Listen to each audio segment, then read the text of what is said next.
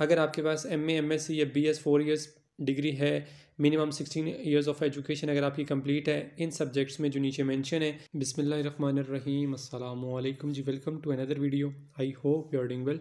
सो Pakistan army की जो education corps की जो जॉब्स होती हैं वो अनाउंस हो चुकी हैं। काफ़ी सारे कैंडिडेट्स जो एजुकेशन कॉर्प्स हैं उस हवाले से पूछते होते हैं कि आर्मी की कब एजुकेशन कॉर्प्स की जो भर्तियां हैं वो कब आएंगी। तो फाइनली आज की इस वीडियो में इस हवाले से डिटेल्स आपसे शेयर करूंगा। Join Pakistan army as a captain through direct short service commission, as army education officer, law officer, psychologist officer. ये तो इसकी एडवर्टाइजमेंट है। अब इसकी कंप्लीट डिटेल्स, कौन कौन से कैंडिडेट्स इसमें एलिजिबल हैं और कौन कौन से सब्जेक्ट्स हैं, ये तमाम डिटेल्स अब यहाँ पर मैं आपसे शेयर करता हूँ। तो ये पाकिस्तान आर्मी की ऑफिशियल वेबसाइट आपके सामने ओपन है।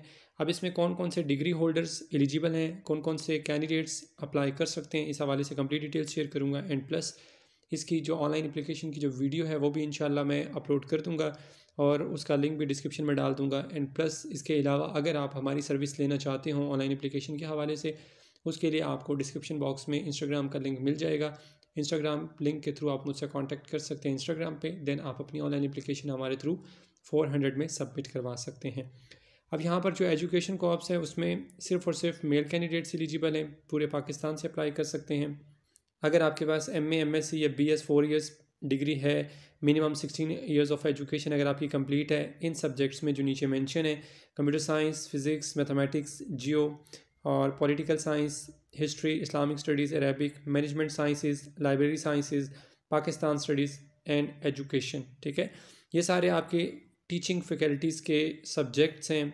ठीक है, क्योंकि ये एजुकेशन कॉर्प्स है तो इसमें सारे यही सब्जेक्ट्स आते हैं। तो अगर आपके पास MSc या MA या BS 4 ईयर्स प्रोग्राम, अगर आपके पास BS 4 ईयर्स की या MA MSc 2 ईयर्स की डिग्री इन तमाम सब्जेक्ट्स में है तो आप एलिजिबल हैं, अप्लाई कर सकते हैं। ठीक है, और आगे जो एज है वो भी मेंशन है, आपकी 28 साल एज होनी चाहिए 1 मई 2025 तक। तो एज आप कैसे चेक करेंगे? गूगल कैलकुलेटर ओपन करें, वहाँ जाकर अपनी एज, डेट ऑफ बर्थ लिखें एंड जो नेक्स्ट में आपने ये डेट लिख देनी है 1 मई 2025 और कैलकुलेट करेंगे तो आपकी जो एक्यूरेट एज होगी, कितने साल है और कितने मंथ है, कितने डेज़ है, वो सारी आपके सामने आ जाएगी। 28 साल, पूरे 28 साल, एक दिन भी ऊपर होगा तो आप एलिजिबल नहीं होंगे। 28 साल या 28 साल से कम है तो आप अप्लाई कर सकते हैं, आप एलिजिबल हैं। फिर इसके बाद लॉ ऑफिसर, जज, एडवोकेट, जनरल बार, मेल कैंडिडेट्स इसमें भी अप्लाई कर सकते हैं। LLB क्वालिफाइड लोग अप्लाई कर सकते हैं और उसके अलावा 2 साल का साथ में एक्सपीरियंस भी होना चाहिए बार का, मेंबर ऑफ बार का, तो आप एलिजिबल हैं। 28 साल इनकी भी एज होनी चाहिए 1 मई 2025 तक। फिर इसके बाद जो कॉर्प्स ऑफ रीमाउंट है इसमें DVM और इक्विवेलेंट डिग्री हो, रजिस्टर्ड हो PVMC से तो एलिजिबल हैं, या फिर MSc ऑनर्स हो या फिर MPhil हो इन रेलिवेंट डिसिप्लिन, तो ऐसे कैंडिडेट्स को जो है वो प्रेफरेंस दी जाएगी। और यहाँ पर जो एज क्राइटेरिया है वो भी आगे मेंशन है, सिविलियंस के लिए भी और जो ऑलरेडी सर्विंग कर रहे हैं VASS और RVNFC को। तो जो सिविलियन है उनके लिए 28 साल वही एज है जो ऊपर बता चुका हूँ, और जो सर्विंग ऑलरेडी सर्व कर रहे हैं तो उनके लिए जो एज क्राइटेरिया वो नीचे 21 से 35 साल तक है 1 मई 2025 तक। फिर उसके बाद साइकोलॉजिस्ट जो कैंडिडेट्स होंगे जिनकी डिग्री होगी MSc साइकोलॉजी, और वो भी अप्लाई कर सकते हैं। 28 साल उनकी एज होनी चाहिए एज ऑन क्लोजिंग डेट 1 मई 2025। फिर इसमें जो आपकी लास्ट डिग्री है उसमें जो परसेंटेज है या मार्क्स हैं वो क्या होने चाहिए, यहाँ पर कंप्लीट डिटेल्स इस हवाले से भी लिखी हुई हैं कि मिनिमम आपके पास 60% मार्क्स होने चाहिए एनुअल सिस्टम में, या फिर अगर CGPA सिस्टम है तो 2.5 आपका CGPA होना चाहिए साइंस सब्जेक्ट्स के कैंडिडेट्स के लिए, और 50% मार्क्स होने चाहिए या फिर 2 CGPA हो आर्ट सब्जेक्ट के कैंडिडेट्स के लिए। ठीक है, एज ए रेगुलर स्टूडेंट। फिर उसके बाद नीचे आ जाते हैं सेकंड नंबर पर, मिनिमम CGPA 2 आउट ऑफ 4 होना चाहिए या 50% मार्क्स होने चाहिए एनुअल सिस्टम में लॉ कैंडिडेट्स के लिए। ये लॉ ऑफिसर्स के लिए जो अप्लाई करेंगे या फिर साइकोलॉजी के लिए जो अप्लाई करेंगे उनके लिए ये आपका CGPA 2 या फिर 50% मार्क्स होने चाहिए एनुअल सिस्टम में। नो थर्ड डिवीजन और grade D and only 1 second division grade C throughout the academic career. ठीक है, तो matric, MA MSc BSc BS जो भी आपकी थ्रू आउट कैरियर है उसमें आपकी जो भी डिग्रीज़ हैं उनमें आपकी थर्ड डिवीज़न तो नहीं होनी चाहिए। अगर सेकंड डिवीज़न है तो वो फिर थ्रू आउट कैरियर में एक ही हो तो आप अप्लाई कर सकते हैं, एलिजिबल हैं, अदरवाइज़ नहीं कर सकते। उसके अलावा रेलिवेंट सब्जेक्ट जो आपको मैंने ऊपर बता दिए हैं, इनमें अगर आपके पास MPhil MS PhD होगी तो आपको प्रेफरेंस मिलेगी लाजमी। ठीक है, बाकी अगर आपके पास BS है, MA MSc है तो आप एलिजिबल हैं, अप्लाई कर सकते हैं। फिर उसके बाद नीचे आ जाएँ, candidates only graduated from HEC recognise universities, तो ऐसे कैंडिडेट्स जो हैं वो एलिजिबल हैं। एंड प्लस फ़ॉरेन जो यूनिवर्सिटीज़ के कैंडिडेट्स होंगे वो भी एलिजिबल होंगे, ठीक है। फिर उसके बाद candidates must have attend the entire education matric till MA MSc BS as a regular student.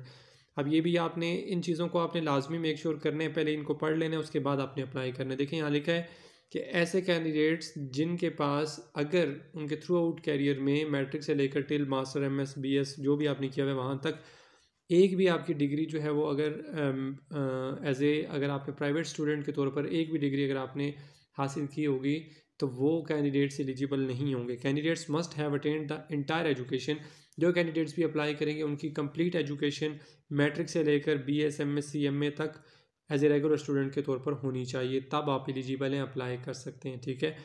अच्छा, ये सारी कंप्लीट डिटेल्स मैंने आपसे शेयर कर दी हैं। Types of commission army education corps है, ठीक है, AEC। और मैंने ये भी बता दिया कि इसमें सिर्फ और सिर्फ मेल कैंडिडेट्स अप्लाई कर सकते हैं, फीमेल अप्लाई नहीं कर सकती।